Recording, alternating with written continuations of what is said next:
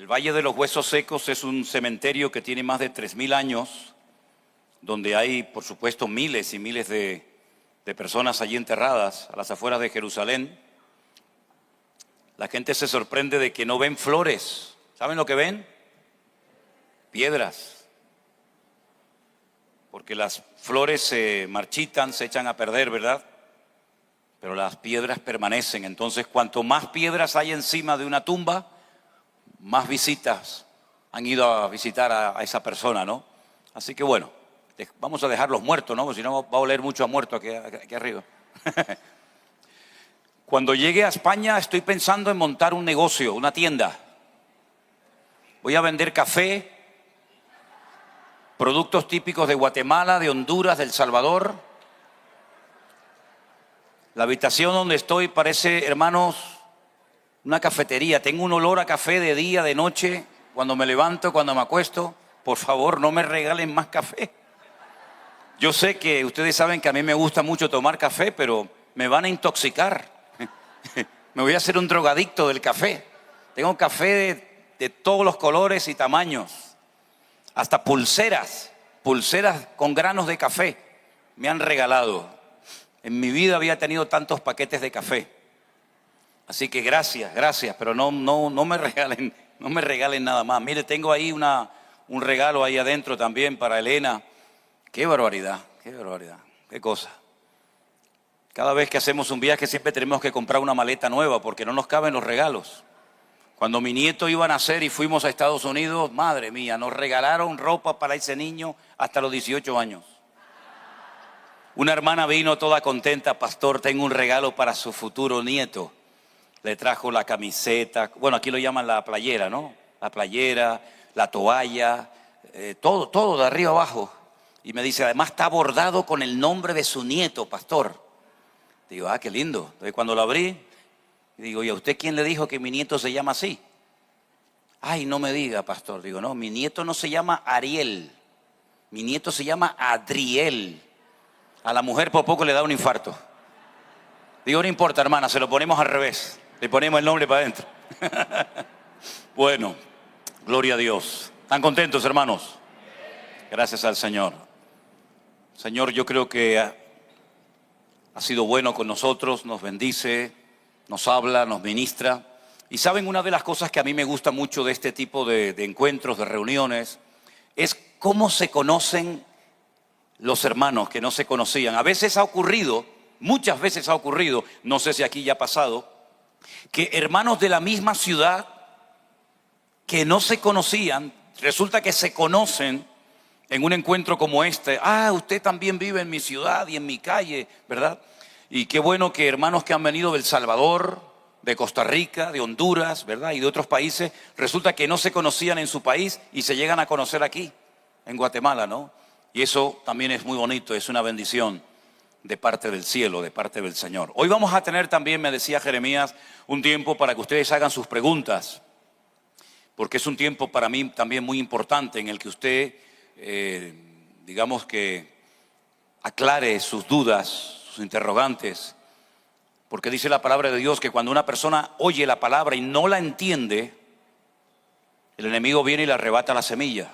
Entonces yo no quiero que nadie se vaya con dudas diciendo, ay, qué lástima, yo tenía que haber preguntado esto porque he leído la Biblia aquí o allá y no la entiendo. Así que aprovechen también hoy el tiempo de preguntas que vamos a tener y bueno, intentaremos con la ayuda del Señor dar respuestas, ¿verdad?, a sus preguntas. Hoy les quiero llevar, y les confieso que esto era de lo que yo quería ayer hablar por la tarde, pero no solo que me pasó cuando subí por esa escalera, Dios me cambió el mensaje completamente. Lo que yo quería leerles ayer era Apocalipsis capítulo 13, que lo vamos a leer ahora.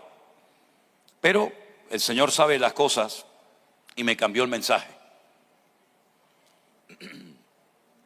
En Apocalipsis capítulo 13, que es un capítulo muy, muy importante de este libro, se nos da una información muy interesante acerca de dos personajes. Uno es una bestia, dice aquí el Apocalipsis en el lenguaje de Juan, que sube del mar. Y la otra dice que es una bestia que sube de la tierra. Son dos personas, dos seres humanos de carne y hueso como tú y yo. Son dos personas que en los últimos tiempos, en ese periodo que hemos denominado la gran tribulación, serán, digamos, protagonistas durante un tiempo de la historia. Esta primera bestia se conoce con el nombre, como lo vimos ayer, de el hombre de pecado, el hijo de perdición, el inicuo, el cuerno pequeño, así lo llama Daniel, el anticristo, así lo llama Juan, y recibe diferentes nombres. Porque ustedes saben que en la Biblia el nombre es algo muy, muy importante. A veces se le pone el nombre a un niño porque es bonito, o porque admirabas a un artista o a un futbolista o sabe Dios a quién, y coges el nombre de esa persona y se lo pones a tu hijo o a tu nieto. Pero cuidado con los nombres, porque así como todos tenemos un código genético que nos distingue, que nos diferencia el uno del otro, espiritualmente hablando, nosotros con nuestros nombres podemos atraer o podemos alejar ciertas y determinadas bendiciones en la vida. Hasta el punto, este tema es tan importante que Dios en varias ocasiones le cambió el nombre a varias personas. Tenemos, por ejemplo, el caso de Abraham o Abraham, como se llamaba inicialmente. Un hombre que nació en medio de una sociedad idólatra y pagana. Y allí lo que se hacía era que cuando una familia recién había tenido un niño, lo sacaban en una noche estrellada al desierto. Los astrólogos, los sacerdotes o los adivinos de la época miraban al cielo y ellos, en base a lo que interpretaran o a lo que creyeran que era así, le ponían el nombre al niño. Y a ese niño le pusieron el nombre Abraham, que significa en español, en castellano, Padre enaltecido. Cuando este hombre recibe un llamado de parte del Dios creador del cielo y de la tierra, para que abandone el lugar de su residencia, su familia, todo, incluso renuncie a su posible herencia, el Señor le dice que salió sin saber a dónde iba. Ahora, la Biblia en el Antiguo Testamento en hebreo no estaba dividida como nosotros hoy en día la tenemos en capítulos y en versículos. Lo que han hecho los judíos durante siglos es tomar diferentes porciones de la Biblia y ponerles, más que un número, ponerle un nombre. Y entonces cuando dicen, por ejemplo, Noah, pues saben que es la porción que habla de Noé y del diluvio, ¿verdad? O cuando habla de la porción Bereshit, pues te está hablando de la creación y de todo lo relacionado con Adán, con Eva y todo eso. Pero hay una porción del libro del Génesis que se conoce con el nombre de Lej Lejá.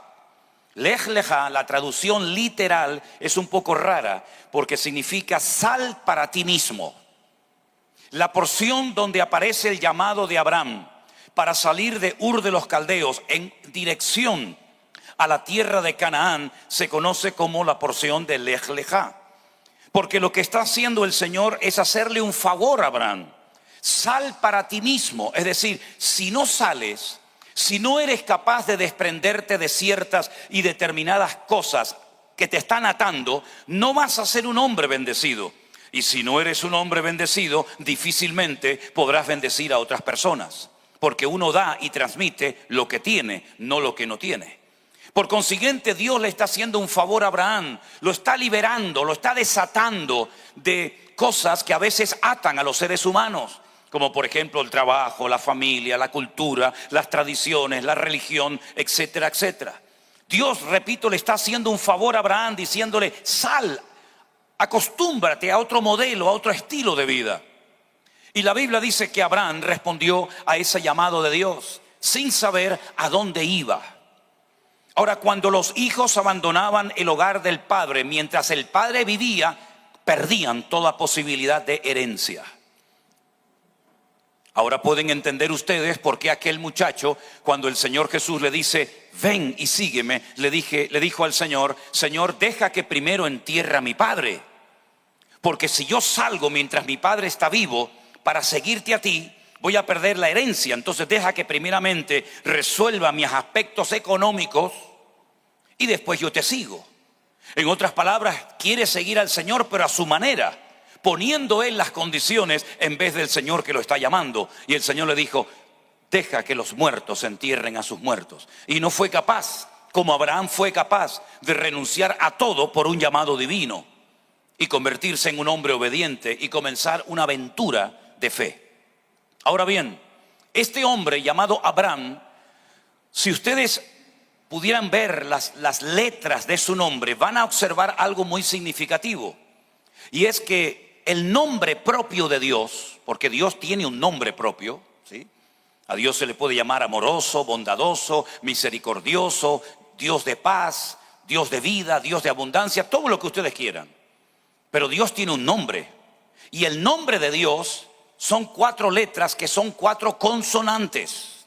Y es imposible para nosotros, por el idioma en el que nos movemos, mencionar una palabra que tiene 4 consonantes, porque nosotros necesitamos la unión de consonantes y vocales para poder producir sílabas, y las sílabas palabras, y las palabras pensamientos, y los pensamientos, etcétera, etcétera.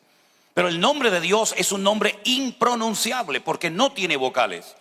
Las letras del nombre de Dios son Yod, Hei, Vav, Hei. Entonces, cuando los traductores de las Sagradas Escrituras se encontraban con este nombre, se encontraban con un pequeño dilema. Por ejemplo, el sacerdote católico español llamado Casidoro de Reina, cuando él decide en Europa traducir los textos originales de la Biblia al castellano antiguo, que ya no se habla hoy en día, cuando él llegó a ese nombre, él tuvo que hacerse la siguiente pregunta: ¿cómo traduzco el nombre de Dios? Ahora, hubieron unas personas a lo largo de la historia, siglos después de Cristo, que se conocen con el nombre de los masoretas. Los masoretas fueron personas que le pusieron vocales al texto bíblico. Y esas vocales no son letras, sino son puntos, 3 puntos en diagonal, 3 puntos en horizontal, una raya, etcétera, etcétera. Todos esos símbolos de puntuación forman vocales. Hay varias A's, varias E, varias O, varias U, distinto, ¿no? Hay unas que son más largas, hay unas que son más cortas. Y cuando ellos llegaron al nombre propio de Dios, el Yod, Hei, Vav, Hei, le pusieron letras, pero de una forma incorrecta, para que no supiera la gente o para que no fueran capaces de pronunciar correctamente el nombre de Dios. Porque como los judíos tienen prohibido hasta el día de hoy pronunciar el nombre de Dios, cuando ellos llegan a ese nombre que lo saben pronunciar perfectamente, ellos dicen Hashem. Hashem significa el nombre. Ha es el artículo, Shem es nombre, el nombre. Entonces ellos no dicen Jehová es mi pastor, sino ellos dicen el nombre es mi pastor, ¿verdad? Que el nombre te bendiga, etcétera, etcétera. Entonces pusieron letras equivocadas y hay momentos en los que ese nombre propio de Dios se lee como Jehová y otros momentos se lee como Yahvé. Por eso hay muchas Biblias, versiones Nácar Colunga, donde aparece el nombre Yahvé, que son habitualmente las Biblias que se utilizan, digamos, dentro de un contexto católico. Generalmente las Biblias que utilizan los evangélicos o los grupos protestantes suele decir generalmente Jehová. Y otras Biblias simplemente lo que dice es el Señor. En Italia, cuando yo iba las primeras veces a predicar, me preguntaban ¿qué es eso de Yahvé? ¿Qué es eso de Jehová? Porque no lo entendían, porque ellos en sus Biblias no dicen ni Jehová ni Yahvé, sino dicen el eterno es mi pastor, el eterno estará conmigo, ¿verdad? Ahora bien, el nombre de Dios aglutina, tiene en sí mismo los tiempos verbales del verbo liyot, que es el verbo ser. En hebreo no existe el tiempo presente del verbo ser. En nuestro idioma sí. Yo fui, yo soy, yo seré. ¿Sí? En hebreo yo puedo decir yo fui o yo seré, pero no existe el yo soy. Por consiguiente, cuando una persona habla sin el verbo, te está hablando en presente. ¿Por qué no existe el verbo ser en primera persona o en presente? Porque el presente es continuamente cambiante. Si yo digo, hola hermanos, lo acabo de decir ahora mismo, pero eso forma parte del pasado. Si yo digo, Dios les bendiga, lo acabo de decir ahora mismo, pero ya han pasado unos segundos desde que lo dije hasta ahora. Por lo tanto, ya pasó. Como en Dios no hay sombra de variación y Él es un presente continuo y no cambia, es el mismo ayer, hoy y por los siglos, presente, pasado y futuro. Siempre Dios es una línea recta que no varía. Si Él dijera yo soy, automáticamente al salir esa palabra por su boca, ya no eres, sino ya fuiste. Por eso no existe el tiempo presente del verbo ser. Hay nombres en la Biblia donde aparece alguna o varias letras del nombre propio de Dios en algunas personas. Pero en la vida de Abraham, que es del que estamos hablando, no aparece ninguna letra del nombre de Dios. Por eso su matrimonio no era un matrimonio bendecido. Por eso no podían tener hijos. Por eso no eran productivos, porque Dios no estaba en sus vidas. Lo que Dios hace, le dice a Abraham, a partir de ahora, como yo quiero que seas un hombre de bendición a todas las naciones de la tierra, yo te voy a poner una letra de mi nombre en tu nombre. Y coge Dios la letra Hey y le dice, a partir de ahora no te van a llamar Abraham, sino te van a llamar Abraham. Y automáticamente el valor numérico de su nombre crece y automáticamente se convierte en un hombre productivo y en un ser de bendición, porque ahora tiene a Dios en su vida. ¿Qué es lo que trae riqueza a nuestra vida? Nuestro patrimonio. Te equivocas. Te sientes fuerte y seguro porque tienes dinero, porque tienes una buena cuenta bancaria, porque tienes una cuenta en Estados Unidos, porque manejas dólares, tienes una buena renta. No seas necio. Todo eso lo puedes perder en cuestión de minutos. Pero la bendición de Dios nada ni nadie te la puede quitar en esta vida. Lo que enriquece nuestra vida es la presencia de Dios en nosotros. He conocido gente multimillonaria. Una sola persona tiene más dinero que todos nosotros en esta mañana en este lugar. Pero sin embargo son personas sin paz, personas inseguras, personas infelices. Miren los 5 que murieron ahora, como si fueran ratas en el océano. $250,000 pagaron para ir a ver las ruinas del Titanic. Parece que ese barco está maldito. Sigue muriendo la gente cuando navegaba y sigue muriendo la gente cuando ya no navega. Han pasado más de 100 años. Y esos hombres, con todo su dinero, con toda su fortuna, $10 millones se gastó. No sé quién va a pagar la factura para encontrarlos. Resulta de que esas personas, con todo su dinero, murieron en el fondo del mar, aplastados por la presión de las aguas. Entonces lo que ocurre es que a veces Dios tiene que cambiarle el nombre a ciertas personas en la Biblia para cambiarles la vida por dentro y por fuera. Para Abraham, su esposa era su princesa. Como se dice en hebreo, mi princesa, Sarai. Sarai, Sar, Sará, Sarín, Sarot, princesa, príncipe, princesa, princesas, príncipes. Él llamaba a su mujer mi princesa, Sarai. Y el Señor le dice, no es tu princesa, es Sara. Sara significa princesa. No es tu posesión. El marido no es el dueño de la mujer no es el dueño del marido, los padres no son los dueños de los hijos no son dueños de los padres, no somos dueños de nada. Nuestro dueño, nuestro amo es el Señor. Así que no trates a tu mujer como si fuera una propiedad de las tantas que tienes. Tu mujer no es tu princesa para ti solo, sino es la princesa, el siervo, el instrumento que Dios va a utilizar para bendecir a todas las naciones de la tierra. El nieto de este hombre se llamó Jacob. La palabra, el nombre Jacob, la primera letra es como un gancho.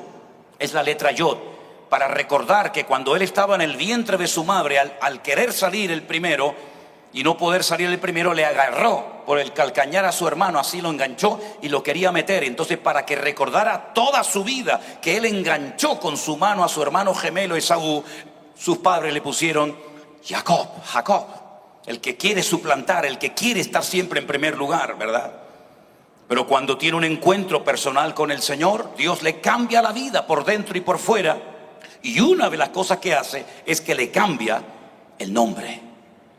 Y le dijo, a partir de hoy nunca más te conocerán las personas, ni en tu familia, ni en ninguna parte como Jacob, sino como Israel. Y ese nombre es un nombre inventado de Dios, y cada letra de ese nombre, cada letra de Israel, es un estudio bíblico que nos llevaría semanas darlo. Son diferentes palabras que se han unido. Ahí tienes todos los patriarcas y todas las matriarcas metidas en esas letras. Las últimas dos letras, Aleph, Lamed, es El, que significa Dios. Las primeras, Yashar, significa recto. Camina recto delante de Dios. Yashar El, Israel, camina recto. Has caminado torcido, pero a partir de ahora que yo he cambiado tu vida, tienes que comenzar recto para la honra y para la gloria del Señor. Hay un antes, hay un después en tu vida. Así le fue cambiando el Señor el nombre a muchas personas. Incluso el mismo Señor Jesucristo le cambió el nombre a algunas personas. Pero lo curioso es que en el Nuevo Testamento Juan nos da una revelación tremenda y nos dice el valor numérico de este primer personaje del que vamos a leer en breves instantes, del famoso anticristo. No nos dice el nombre, pero nos dice el valor numérico de su nombre. Yo expliqué el otro día que el idioma griego y el idioma hebreo es un idioma alfanumérico, es decir, cada letra tiene un valor numérico.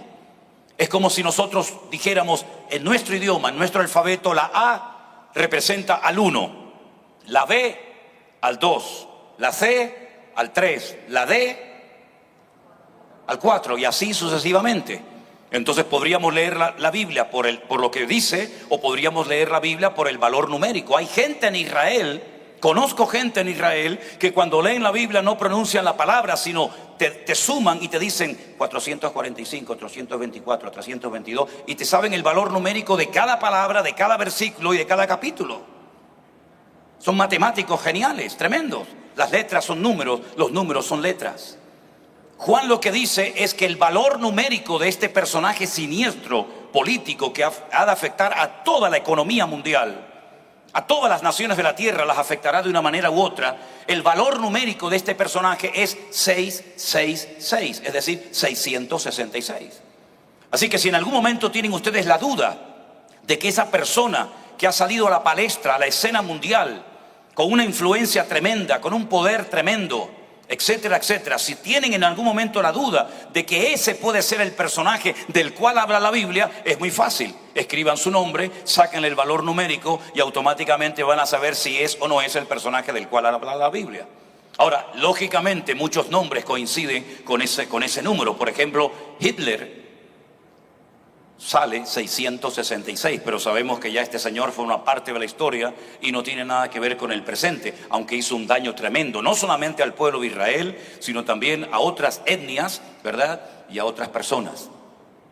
En Apocalipsis capítulo 13 dice que Juan tiene una visión donde él ve lo siguiente: me paré sobre la arena del mar y vi subir del mar una bestia. Es el lenguaje que él utiliza, pero es un hombre, una persona. Esta persona o esta bestia tenía 7 cabezas y 10 cuernos.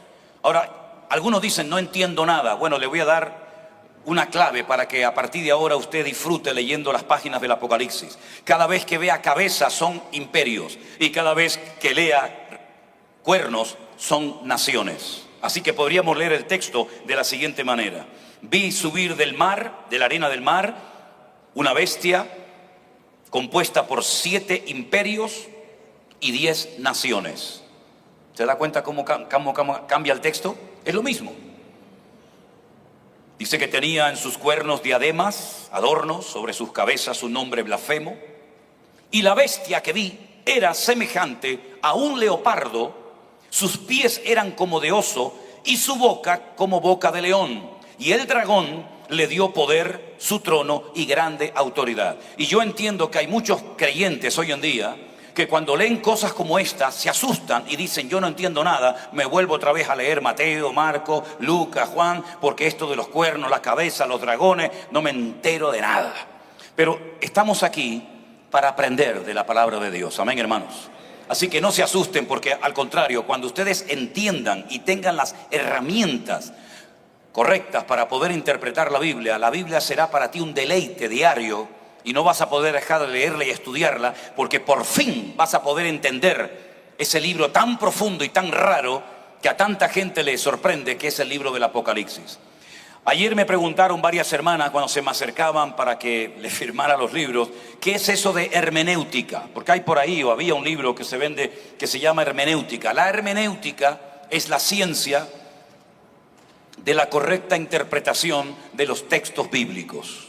Es decir, usted se encuentra con esto, un animal, una bestia, con 7 cabezas, con 10 cuernos, que dice que es parecido a un leopardo, que sus pies son como de un oso, su boca es como un león. Luego hay un dragón que le da poder, trono y grande autoridad. Y lógicamente, si usted no tiene los elementos, las herramientas de la hermenéutica para poder interpretar correctamente esto, usted no va a disfrutar de la palabra de Dios. Y yo lo que quiero es que ustedes se enamoren, no solamente del Dios de la palabra, sino de la palabra de nuestro Dios.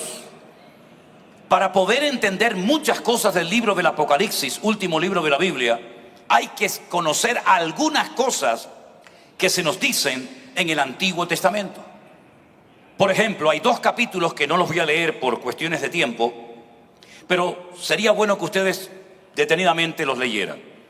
Uno es Daniel capítulo 2 y otro es Daniel capítulo 7. Cuando ustedes puedan, tranquilamente, detenidamente en sus hogares, lean estos 2 capítulos que les van a venir muy bien para poder entender, por ejemplo, el capítulo 13 del Apocalipsis. ¿Qué nos relata a grosso modo el capítulo 2 del libro de Daniel? Hay un rey llamado Nabucodonosor, rey de Babilonia. Tiene un sueño y al día siguiente llama a todos sus sátrapas, astrólogos, adivinos, sabios, etcétera, etcétera, y les dice: anoche tuve un sueño que me perturbó, porque sé que algo significa, pero no sé lo que significa, no sé cuál es la interpretación de dicho sueño. Así es que quiero que me digan lo que significa el sueño que yo tuve. Los que estaban alrededor de él, mira, lo peor, digo entre paréntesis esto, lo peor que puedes hacer en la vida, es una opinión personal, lo peor que puedes hacer en esta vida, si tienes un cargo político, religioso o de la índole que sea, es rodearte única y exclusivamente de lo que nosotros en España, perdonen si la expresión no suena bien aquí, disculpen, son de pelotas. Es decir, de personas que por no perder el cargo y el puesto y el sueldo, te van a decir a todos: sí, sí, sí, señora, sí, sí, sí, señor, sí, sí, sí, aunque sabes que están equivocados, pero te van a decir a todos: sí, sí, Juana, sí, señor, como usted diga. Lo peor que te puede pasar es que te rodees de personas que para que tú te sientas bien, te tienen que decir a todos sí y nunca llevarte la contraria. Eso es lo peor que te puede ocurrir. Yo necesito personas a mi lado que me amen y que me respeten de tal manera que si ven que me estoy equivocando, que se atrevan a decírmelo. Que no me digan: sí, pastor Manuel, sí, sí, pastor, lo que usted diga, sí. No, ¿cómo que sí, pastor? Yo no soy perfecto. Yo no soy un padre perfecto. Pregúntenselo a mis hijas. Yo no soy un marido perfecto. Pregúntenselo a Elena. Yo no soy un pastor perfecto. Ya ustedes lo saben perfectamente. Cometo mis errores. Tengo mis debilidades, tengo mis luchas, tengo mi carácter, tengo todo lo que tiene cualquier otro ser humano. Si yo me rodeo única y exclusivamente de creyentes, de colaboradores, de ayudantes, llámelos como quiera, que a todos me van a decir que sí, aunque saben que me estoy equivocando, me pueden llevar a la ruina y a la destrucción. Así que le pido que a los que me aman, si ven que en algún momento me estoy torciendo, si ven que en algún momento predico tonterías y me salgo de la palabra de Dios, por favor dígamelo. Porque es el mayor favor que me pueden hacer. Pero los reyes, los césares de Roma, los faraones en Egipto solamente se rodeaban de personas que le decían cosas dulces y bonitas y agradables. Miren, por ejemplo, algunos reyes de Israel. Dice que cuando iban a ir a la guerra llamaban a sus profetas, no a los profetas de Dios, sino a sus profetas, a los que ellos pagaban. Y usted sabe que hay un refrán que dice que el que paga, manda. Si yo te contrato como profeta, no se te ocurra profetizarme y decirme cosas malas, porque te saco del trabajo. Entonces, ¿voy a ganar la guerra? Sí, mi rey, usted va a ganar la guerra. Y el enemigo va a ser derrotado, Señor. Y era mentira, era todo falso. Resulta de que las personas que rodeaban a Nabucodonosor le dijeron: cuéntenos, oh rey, el sueño y nosotros le daremos la correspondiente interpretación. Y Nabucodonosor dijo: no, hoy lo vamos a hacer de una forma diferente. Hoy vamos a cambiar el sistema. En vez de yo contarles a ustedes el sueño y ustedes inventarse una interpretación que sea dulce a mis oídos, cuéntenme primero el sueño que tuve y luego me lo interpretan. Y todos le dijeron: ¿cómo que te contemos nosotros el sueño que usted tuvo? ¿Y cómo vamos a saber nosotros lo que usted soñó? Dice: bueno, si ustedes son tan poderosos y tan sabios y tienen tantos poderes espirituales, no les va a costar nada averiguar, descubrir el sueño que yo he tenido. De esa manera me daré cuenta si ustedes verdaderamente son verdaderos o son falsos. ¿Qué le parece, hermano? Tremendo, ¿no? Una vez iba manejando en mi auto y puse una emisora y salió estas emisoras de estas que la gente llama para consultas, ¿no? De tarot, y yo, mi mujer me dice: ¿pero para qué escucha esas cosas? Digo: para reírme, para reírme. Llamó una señora: hola, buenos días, ¿cómo se llama usted? Juanita Pérez. ¿Está casada o soltera? No, estoy casada. ¿Tiene hijos? Sí, tengo 3. ¿Y de qué horóscopo es? Soy de Sagitario. Claro, ya le has dado tanta información. Yo le hubiera dicho: no. Dígame usted cómo me llamo. Dígame usted si estoy casada o soltera. Dígame usted el color de ojos y de pelo que tengo. Dígame usted si tengo hijos. Dígame usted de qué signo soy. Y después empezamos a hablar. Una persona que no sabe ni cómo te llamas te va a solucionar la vida. Tan bajo hemos caído los seres humanos que nos fiamos de una persona que no sabe si estoy casado, soltera, viuda, separada o desesperada. Y usted me viene a mí a arreglar la vida, hágame el favor. Y encima le pagan, encima le dan dinero. En fin, la torpeza humana no tiene límites, ¿verdad? Nabucodonosor dijo: o me contáis el sueño o os mato a todos. Entonces Daniel, que vivía en el palacio porque había sido llevado, digamos, secuestrado, cautivo a Babilonia, dijo: oh rey, dame tiempo, deme tiempo, no se precipite, no tome una decisión en la ira. Yo siempre digo que hay 2 momentos en la vida en los que una persona nunca tiene que tomar una decisión: cuando estás enfadado o cuando estás desanimado. Cuando estás enfadado o desanimado, cualquier decisión que tomes te va a pesar. Cuenta hasta 10, relájate y mañana hablamos. Daniel dijo: deme tiempo y si Dios quiere, mañana yo le contaré el sueño y su correspondiente interpretación. Ok. Durante la noche Daniel oró junto con sus amigos y el Señor le reveló el sueño, y al día siguiente le dijo: rey, lo que usted soñó fue lo siguiente. Usted vio una estatua enorme, gigantesca, cuya cabeza era de oro. El pecho y los brazos eran de plata, el vientre y los muslos eran de bronce, y las piernas y los dedos de los pies eran de hierro mezclado con barro.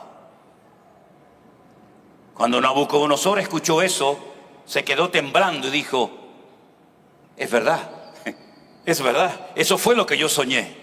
Increíble. Y Daniel le dice: ha sido el Dios del cielo el que me ha dado el sueño y también la interpretación. Y le dijo: la cabeza de oro representa su reino, su imperio, Babilonia.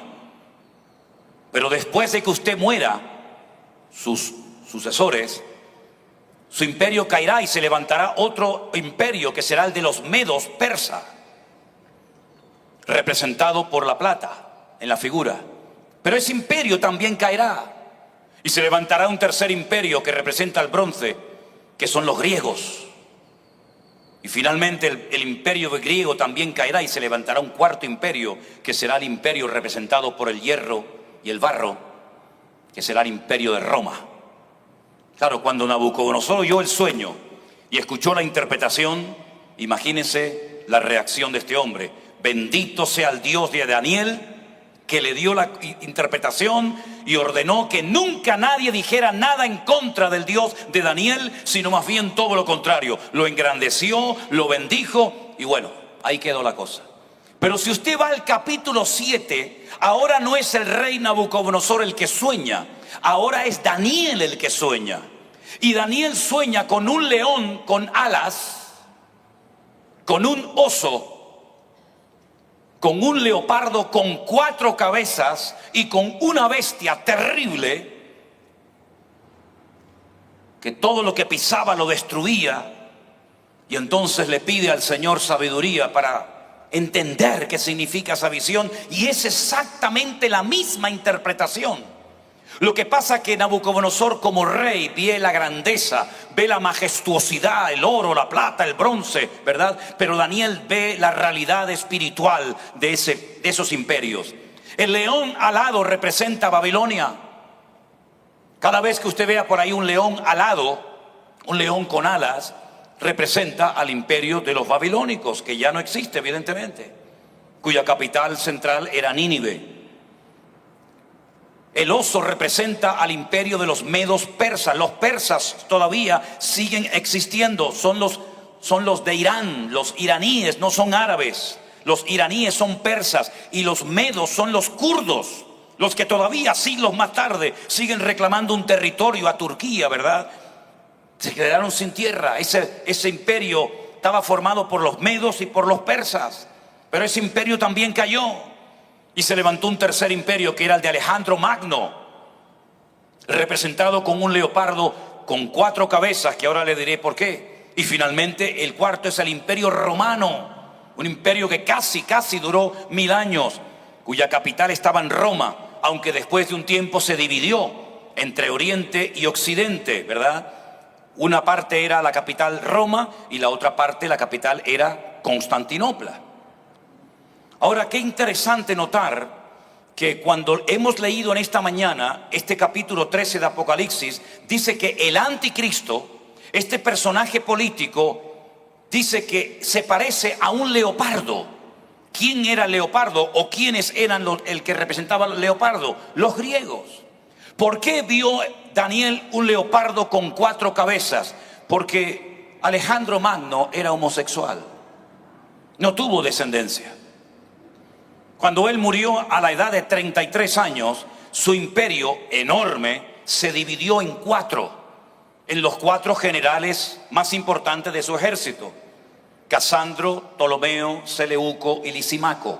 Eran los 4 generales que se repartieron todo el vasto territorio, todo el vasto imperio de Alejandro Magno. Por eso vio 4 cabezas, ¿verdad? Y por eso dice la Biblia que el anticristo se parece a un leopardo. Ahora, ¿cómo eran los griegos? No sé cuántos de ustedes han estudiado filosofía, pero la cuna de las filosofías, sin lugar a dudas, es Grecia. Los filósofos más importantes de la historia, Séneca, Platón, Aristóteles, etcétera, etcétera, todos eran de origen griego, ¿verdad? El anticristo tendrá un don de palabra tan grande que atontará a la gente con sus palabras. Los griegos no solamente eran personas cultas. Yo diferencio entre una persona culta, sabia e inteligente. Son 3 cosas diferentes. Usted puede ser muy inteligente, pero puede ser muy torpe y poco sabio espiritualmente hablando. Y usted puede ser muy sabio y poco inteligente. No tiene nada que ver a veces una cosa con otra. Pero el anticristo será una persona con una elocuencia, con un carisma, con un poder de captación impresionante, sin precedentes. Será como un imán. La forma de ser de este hombre es como un imán. Algo tiene que atrae a las masas y las vuelve locas y las lleva a la ruina. Pero no solamente los griegos eran personas que le daban mucha importancia al tema de la filosofía, sino que ellos fueron los inventores, los creadores de las Olimpiadas. Ellos eran hedonistas, hacían culto del cuerpo. Y hermanos, estamos viviendo en una época en la que el cuerpo es más importante para algunos que cultivar la mente. Donde yo vivo, en Tenerife, en las Islas Canarias, hay 10 gimnasios. Alrededor de mi casa hay 10 gimnasios. Y usted ve por la mañana a esos muchachos que entran a esos gimnasios, que yo no sé de dónde sacan esa musculatura. Todo el santo día comen porquerías, comen polvitos para no sé qué, se inyectan no sé cuánto todo el día con las pesas para arriba. Parece el culto al cuerpo. el cuerpo es lo más importante. Hay gente que se ha muerto por no querer engordar ni un gramo, ¿verdad? Hay personas que son esclavas de su cuerpo. Personas que se ven al espejo y se enfadan con el espejo, cuando el espejo lo que proyecta es la realidad y no lo que a usted le gustaría. Hace gracia cuando algunas hermanas vienen a sacarse alguna foto y le dice al que le va a sacar la foto: sáqueme guapa, sáqueme bonita, sáqueme flaca. Y yo la miro y le digo: tiene que orar, hermana, y ayunar más. Tiene que orar un poquito más si quiere salir bailada, ¿no? Así será el anticristo, una persona con un carisma que le dé mucha importancia. Ahora, es curioso que aquí no lo leemos, pero en Daniel dice que el anticristo, no sé cómo usted puede interpretar esto, yo se lo dejo ahí a su libre albedrío, dice que el anticristo no hará caso del amor de las mujeres. Se puede interpretar de diferentes formas, ¿no? Pero dice que a las mujeres no les prestará ninguna atención. Es un dato muy significativo del anticristo. El libro de Daniel también dice que no honrará ni adorará al Dios de sus padres, sino que adorará a un Dios que lo llama en la versión en español el Dios de las fortalezas. Esa parte del texto está escrita en idioma arameo, y en arameo dice Alá Maozín. ¿Qué le parece? Hoy en día hay naciones que no tienen prácticamente nada, salvo arena, y debajo de la arena petróleo, que son capaces de poner de rodillas al mundo entero. Y en esas naciones usted sabe a quién se honra y a quién se adora, ¿verdad?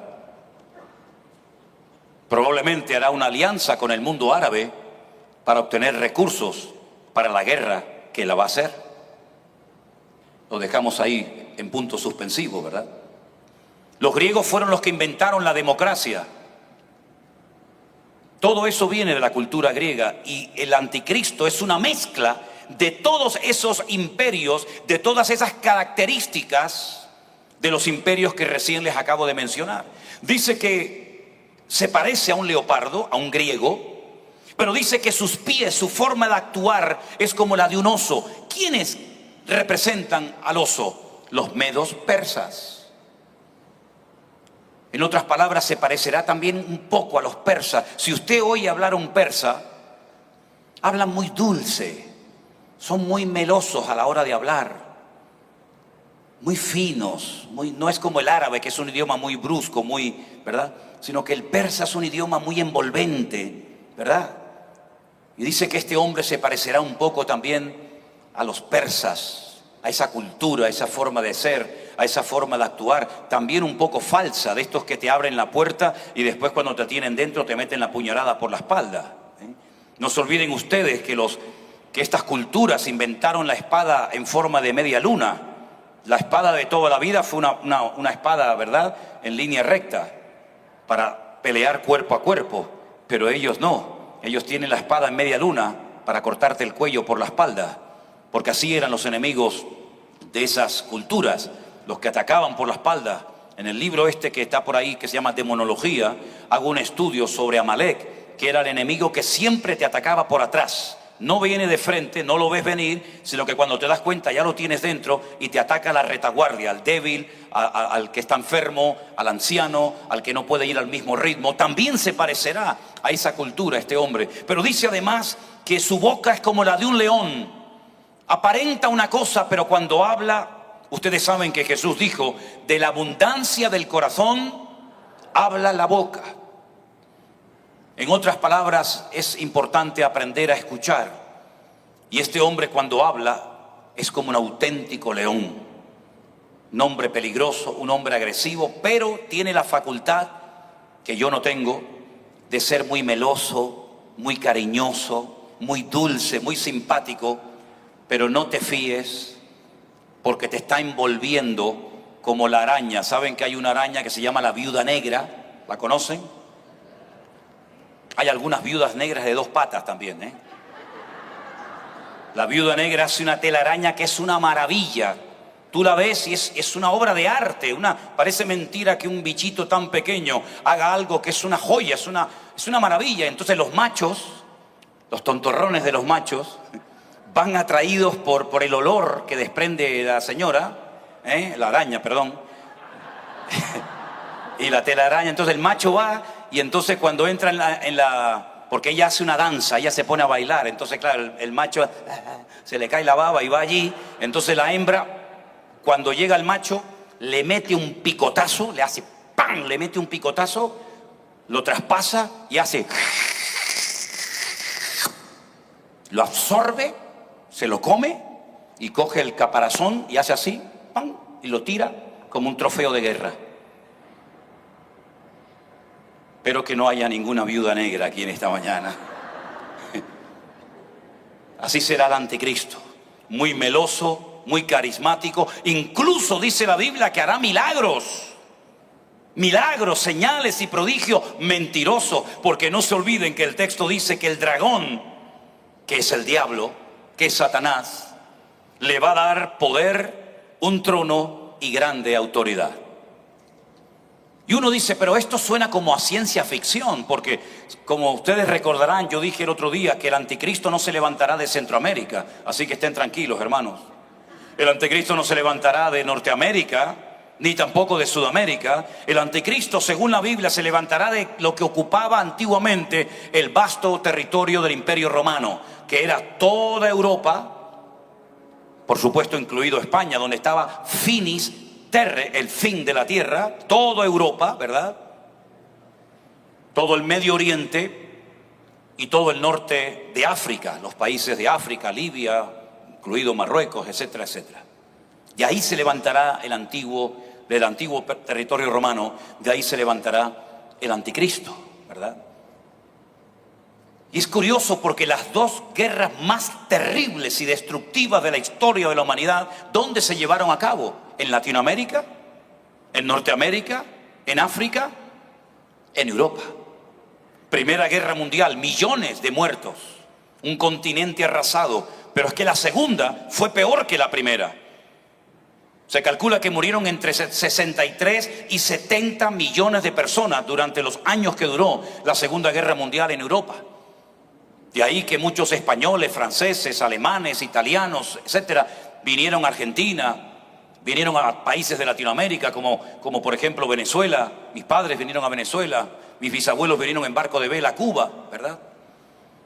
Porque el continente europeo estaba totalmente arrasado. ¿A dónde voy? A Italia está destruida, Alemania peor. ¿A dónde vamos? No había comida, no había trabajo, no había nada. Era ruina, era miseria, era pobreza, era hambre, era desolación.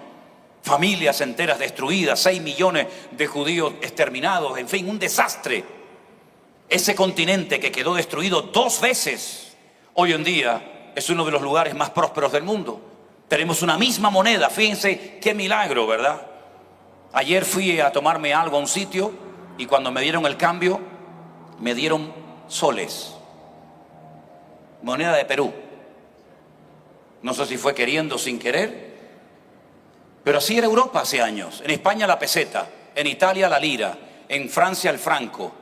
Y cada uno tenía su moneda. Eso ya no existe en Europa. Todos tenemos la misma moneda. Ya no hay fronteras. Usted no tiene que ir a un control de policía, a un control de frontera, presentar el pasaporte, que si me dan la visa, que si no me dan la visa, que si puedo entrar, que si no puedo entrar. No hay fronteras en Europa. Usted coge el carro en Portugal y se va por toda Europa y nadie le va a parar. No hay fronteras. No hay fronteras para los camiones, para los carros, nada. Es como todo un continente. Tenemos una bandera azul con todas las estrellitas de los países de la Comunidad Económica Europea. Una moneda, tenemos un ejército, tenemos un parlamento que tiene la sede en Bélgica, en Bruselas, y de ahí salen las leyes para todos los países de Europa. No pueden hacer los países de Europa lo que les da la gana, tienen que ser aprobados todos en el Parlamento Europeo. Así que tenemos tantas cosas en común, tenemos un ejército, una policía, una moneda, una bandera y algún día hasta una misma religión, dice la Biblia. Porque el segundo personaje del cual no he hablado hasta ahora aparece a partir del versículo 11 y ese personaje es lo que se llama en la Biblia el falso predicador o el falso profeta, si lo prefieren. Y miren qué curioso lo que nos dice. Después vi a otra bestia que subía de la tierra. Tenía 2 cuernos semejantes a los de un cordero, pero cuando hablaba, hablaba como un dragón. Hermanos, ¿saben qué? Las apariencias engañan. ¿Sabían eso, verdad?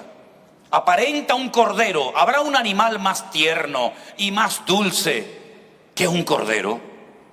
Mi hija Miriam me dice: papá, ¿y cómo eres tú capaz de comer esos corderitos? ¿No te da pena? Digo: no, hija, no me da ninguna. Lo que me da pena es no comérmelo. Eso es lo que me da pena o tristeza, ¿no?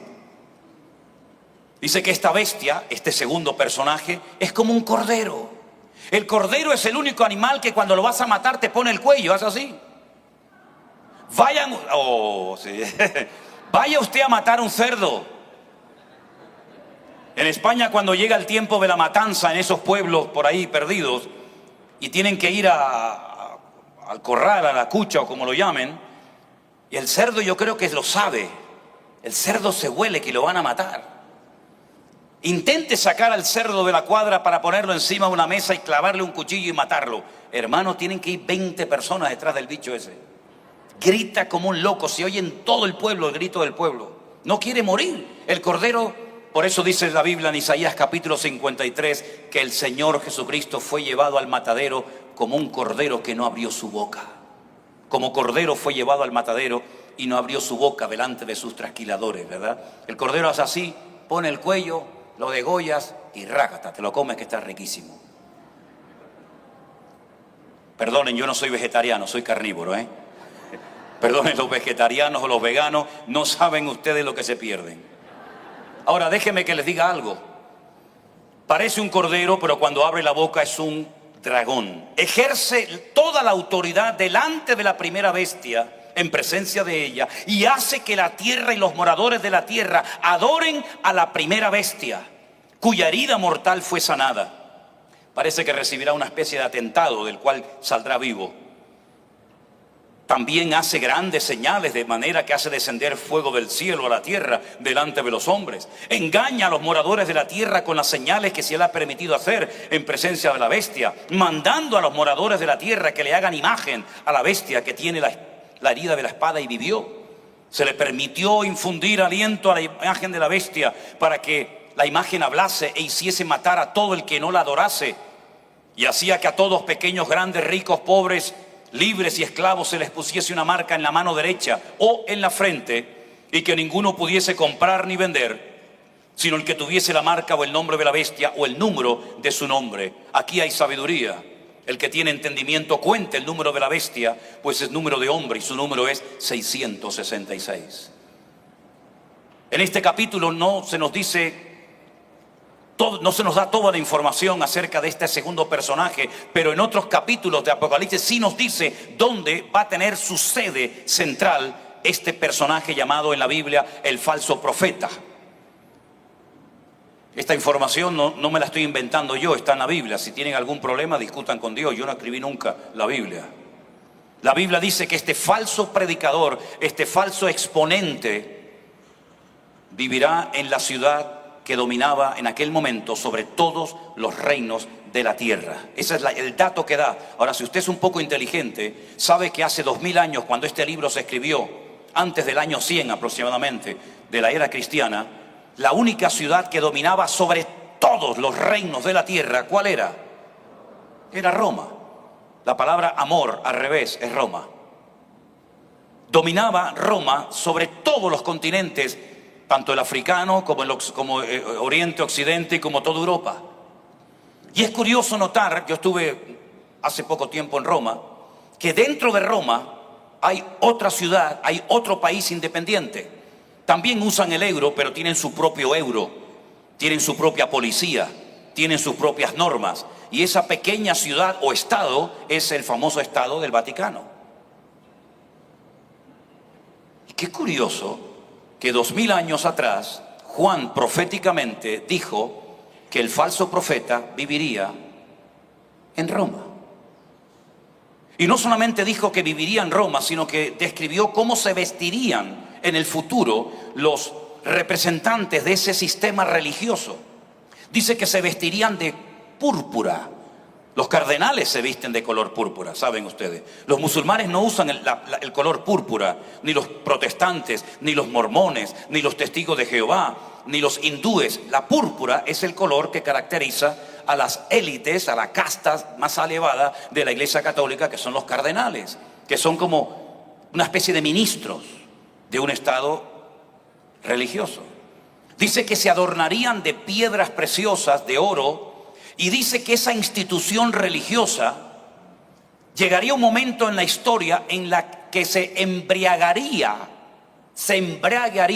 con la sangre de los santos. Y uno dice, pero ¿cómo podía saber Juan que 2000 años después de escribirse este sagrado y tremendo libro, en Roma iba a haber un estado representando a una institución tremendamente poderosa, que los representantes de dicha religión se vestirían con ese color, que tendrían un poder económico tremendo, hasta sus propios bancos, por cierto, y que además en un momento puntual de la historia se embriagarían de sangre de personas inocentes? Bueno, yo creo que todos ustedes han oído hablar del invento famoso de la Santa Inquisición, que aunque los españoles fueron los que más tiempo duraron con eso, se extendió no solamente a España, sino a Francia, incluso a Perú. En Perú, y creo que está en Colombia y en México, se hicieron autos de fe. Durante casi 300 años, la corona española, los reyes españoles, Felipe II, etcétera, etcétera, con el clero se fusionaron, se unieron para hacer una especie de limpieza, porque había un movimiento tremendamente poderoso que estaba enriqueciendo la cultura. Las personas estaban saliendo de la ignorancia, de las tinieblas, ¿verdad? A través de la traducción de la Biblia, cuando llegaba al pueblo, las misas se hacían en latín, el pueblo no entendía nada. Los curas eran los únicos que podían tener acceso a las escrituras. El pueblo lo tenía prohibido bajo pena de muerte, ¿verdad? Y cuando Martín Lutero, otro cura alemán, comenzó a traducir la Biblia al idioma vernáculo del pueblo, la gente comenzó a darse cuenta de que habían sido engañados, manipulados, etcétera, etcétera. Y se produjo un despertamiento tremendo en Europa. Entonces un cura español, junto con otros, también decidió traducir la Biblia, que es esta que tenemos nosotros hoy en día. Salieron de la ciudad de Sevilla y los que se quedaron, todos murieron en la hoguera.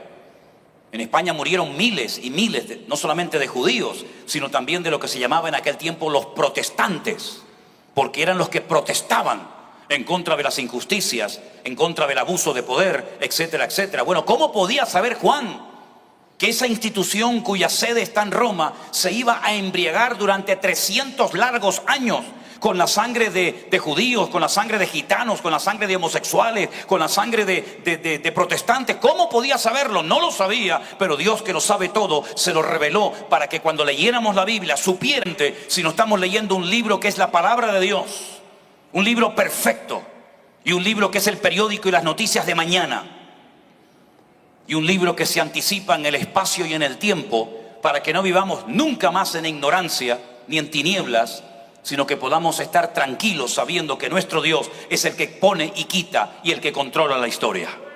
Por eso el creyente tiene que tener esa paz.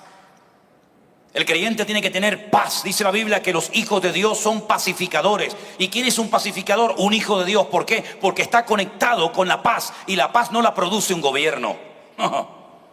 La paz no la produce un documento que firmamos. La paz la produce el único que la puede dar, que es nuestro Dios, que se llama el Príncipe de la Paz. A Él sea toda la gloria y la honra en esta mañana. Gloria a Dios. Ahora, cuando usted termina de leer lo que llamamos, no me gusta esa expresión, la uso porque sé que ustedes me van a entender bien, pero y ahora les voy a decir por qué no me gusta. Cuando leemos y terminamos de leer el Antiguo Testamento, qué feo eso, ¿no? Antiguo Testamento. ¿Qué es un testamento? Un testamento es un documento oficial que una persona hace, que sabe que se va a morir.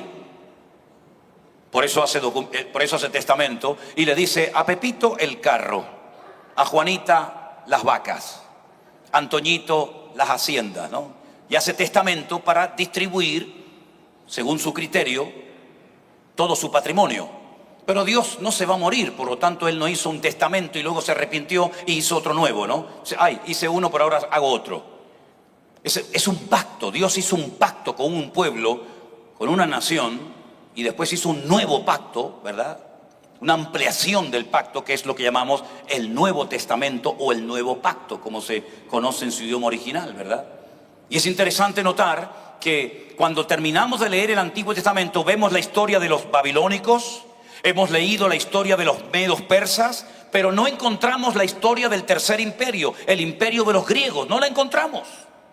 Y es que entre el último libro del Antiguo Testamento al primero del Nuevo Testamento hay 400 años de silencio. Y cuando uno empieza a leer el Nuevo Testamento, te encuentras que están allí los romanos, las legiones romanas, los centuriones, Poncio Pilato, el César de Roma. Y dice, ¿y qué pasó con el Tercer Imperio? La Biblia no da datos sobre ese Tercer Imperio, pero hay algo que yo creo que sería bueno que ustedes, mi opinión personal, hicieran. En el Concilio de Trento, siglo XVI, la Iglesia Católica, los dirigentes de la Iglesia Católica de ese momento decidieron añadirle a la Biblia 7 libros más. No es que nosotros le hemos quitado libros a la Biblia, no, es al revés, Fue la Iglesia Católica, repito, en el Concilio de Trento, siglo XVI, que decidió meterle 7 libros más a la Biblia. Los judíos nunca habían hecho eso. Las Biblias protestantes tienen 66 libros, las Biblias católicas tienen 72. ¿Qué son esos 7 libros añadidos? Es lo que se conoce como libros apócrifos. Libros que no cumplían las condiciones estrictas para poder formar parte del canon, para poder formar parte de los libros aprobados para estar en la Biblia. Ahí está el libro de Tobías, está el libro de Judith, está el libro de Sabiduría, pero hay 2 libros que yo les recomiendo que los lean, y es los libros de Primera y Segunda de Macabeos. ¿Quiénes eran los macabeos? La palabra macab significa martillo en hebreo. Ellos no se llamaban los macabeos, ellos se llamaban Judas, se llamaban Simón, se llamaban Jonathan, pero los conocían como los Maccabi, como los que golpeaban a los griegos para volver a recuperar la vida religiosa y espiritual del templo de Jerusalén. Ahí se cuenta esa historia que queda en silencio en la Biblia, y ahí se habla de un tal Antíoco Epifanes. Qué nombre tan raro, ¿verdad? Antíoco Epifanes fue el que heredó la parte que le correspondía del imperio griego que cubría Palestina, lo que se llamaba Palestina, Siria y todo eso. Y este fue el hombre que un día puso un ídolo pagano en el templo de Jerusalén y cogió un cerdo, un animal inmundo, derrama su sangre y la pone sobre el altar en la casa de Dios y profana el lugar santísimo del templo.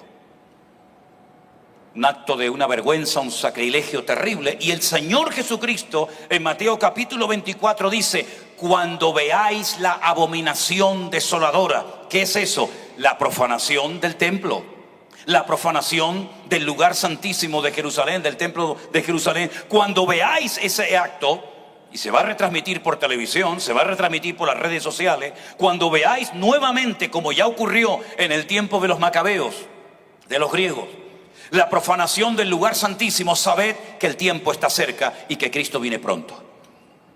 Ahora, hay una pregunta que es de sentido común y es obvia. Si el templo de Jerusalén tiene que volver a ser profanado, lógicamente para ser profanado un templo tiene que estar primeramente construido. En este momento, en el lugar donde se tiene que construir el templo, no hay templo. Yo llevo 21 años viajando todos los años, 3, 4, 5 y más veces a Israel, y el templo aún no ha sido construido. Los que van a venir conmigo, hay hermanas aquí que me han dicho que van a viajar conmigo ahora, cuando marchemos ¿cuándo nos vamos? En noviembre, diciembre. Van a ver que encima del monte Moriah no hay templo. Hay una mezquita musulmana llamada la mezquita de Al-Aqsa. Los musulmanes dicen que la mezquita de Al-Aqsa, un dato que les doy, ¿no? Dicen que la mezquita de Al-Aqsa era donde Adán y Eva iban a orar. Pero ¿cómo van a orar Adán y Eva en la mezquita de Al-Aqsa si el Islam nació en el 600 después de Cristo? En fin, Y luego está el domo de la roca, una roca enorme, una cúpula enorme de oro donde debajo está la piedra donde Abraham subió a sacrificar a Isaac. No hay templo. Pero si dice la Biblia que el templo va a ser profanado, otra vez el templo va a ser reconstruido. Ariel Sharon, el presidente de Israel que ya murió, aquel que dio toda la franja de Gaza a la autoridad palestina y otras zonas, subió un día con la intención de poner la primera piedra en el templo de Jerusalén y se produjo la primera intifada, una guerra terrible donde muchas personas perdieron la vida. ¿Cómo se va a reconstruir ese tercer templo? Nadie lo sabe exactamente. Es tan difícil, políticamente hablando, para Dios no hay ningún problema, que algunos judíos, algunos rabinos dicen que cuando venga el Mesías del cielo, el templo descenderá del cielo. Tienen más fe para creer en eso que para creer que el Señor Jesucristo ya vino hace 2000 años. Pero sea como sea, y voy concluyendo, todas estas cosas que hemos leído durante años y años en la Biblia, que muchos hermanos nuestros murieron diciendo imposible que esto se dé. Miren, hermanos, ¿cuántos miles de creyentes murieron y nunca vieron la restauración del Estado de Israel, del moderno Estado de Israel? Fue en mayo de 1948, en un día, cuando surge de las cenizas un pueblo que por más de 2000 años no había podido vivir en aquel país. Ya eso es un hecho, ya ocurrió. Durante 2000 años los judíos no podían entrar a Jerusalén, no podían ir al Cótel, al muro de los lamentos, estaba prohibido. Había una valla, era de Jordania, de aquí para allá Jordania, de aquí para acá está dividido entre árabes y judíos. En junio de 1967, en una semana, Israel triplicó el terreno que las Naciones Unidas le habían dado y recuperó la ciudad de Jerusalén. Un milagro, algo increíble, en 6 días. Y porque los pararon, porque si no los llegan a parar, si no le llegan a decir paren, bueno, imagínense ustedes lo que hubieran hecho. Hubieran abarcado la península del Sinaí, que la ocuparon, después la devolvieron, Libia, Siria, Jordania, etcétera, etcétera. Jordania le dijo a los que vivían allí que no eran palestinos, el pueblo palestino nunca ha existido, eso es mentira. Allí vivían jordanos, de hecho la bandera que tenían era la bandera de Jordania. El rey Hussein de Jordania le dijo a los habitantes de Palestina en aquel momento, salgan del país unos días, que nosotros vamos a atacar a esta gente, los vamos a tirar al agua, al mar Mediterráneo, para que se mueran todos ahogados, y cuando les hayamos vencido, entren otra vez. Perdieron la guerra y los que se fueron nunca pudieron volver. ¿Qué les parece? La historia demuestra que la Biblia no es un mito ni una historia fantasiosa, sino que la Biblia es la palabra de Dios. Y uno puede ver que cosas que se escribieron hace 2000 años, las estamos viendo nosotros hoy en día. Cuando hemos leído en la Biblia, todo ojo le verá, toda rodilla se doblará. ¿Cómo es posible, verdad, poder transmitir en tiempo real la venida de Cristo, la aparición del anticristo? Bueno, hermano, ¿usted sabe la cantidad de gente que está viendo esta reunión en tiempo real ahora mismo? Gracias a la velocidad de la luz, 300.000 kilómetros por segundo, podemos estar en tiempo real en España, en Alemania, en Japón, en China y sabe Dios en cuántos lugares más.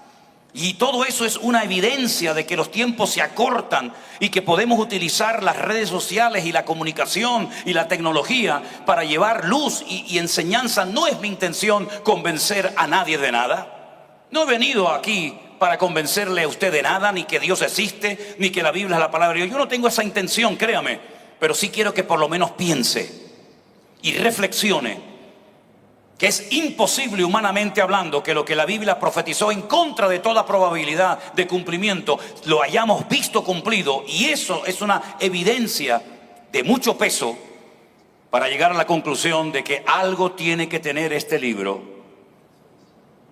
Y algo tiene que tener este Dios que se anticipa en el tiempo diciéndonos lo que va a ocurrir. El Señor Jesucristo dice, ¿qué es lo que será? Dios dice en su palabra, ¿qué es lo que sucederá en el futuro? Y el mismo texto bíblico responde diciendo, lo mismo que fue. Para conocer lo que va a pasar en el futuro, hay que conocer las actuaciones y las formas como Dios operó en el Antiguo Testamento, en la historia. Porque conociendo al Dios de la historia, podremos saber lo que Dios está a punto de hacer delante de todos y cada uno de nosotros. Hoy en día hay cosas que para muchos eran un auténtico milagro. Termino diciendo esto. Cuando yo fui la primera vez a Israel, yo me encontraba en medio del mar de Genesaret. Israel es uno de los pocos, creo, países del mundo que tiene 4 mares. 2 externos, mar Mediterráneo, mar Rojo al sur, y 2 internos, mar de Genesaret al norte, mar Salado, Yam Jamelach al sur, mar Muerto. Yo me encontraba navegando en el mar de Galilea, y mientras navegaba, una persona de allí me dijo: mi padre vino a este lugar y navegó en este mismo barco donde tú estás ahora mismo navegando.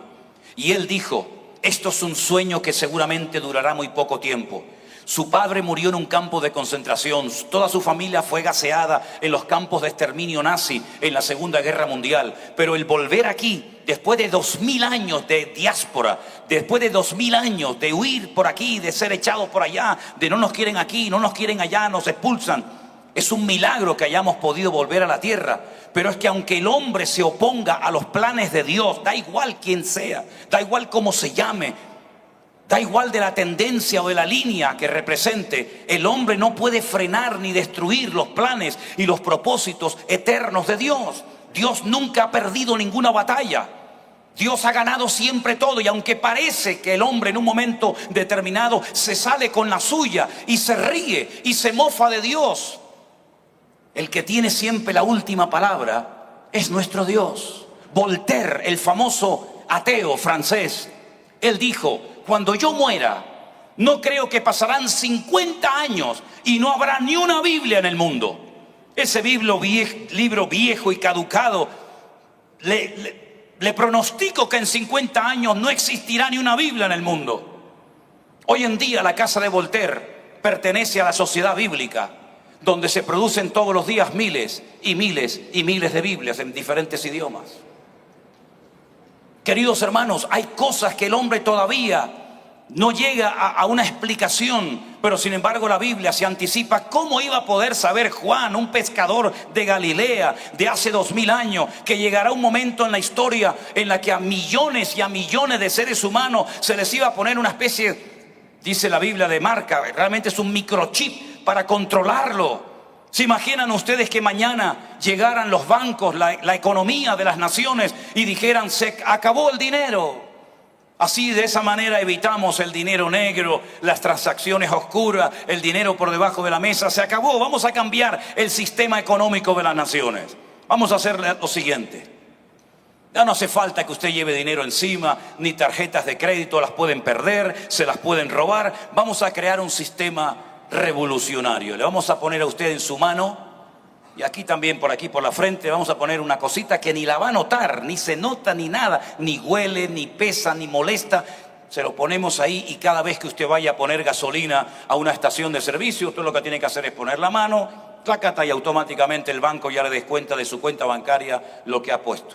Cuando usted vaya al supermercado, o cuando usted vaya a viajar al extranjero, no tiene que llevar acreditación de ninguna índole. Usted lleva todos sus datos bancarios, ¿cómo es?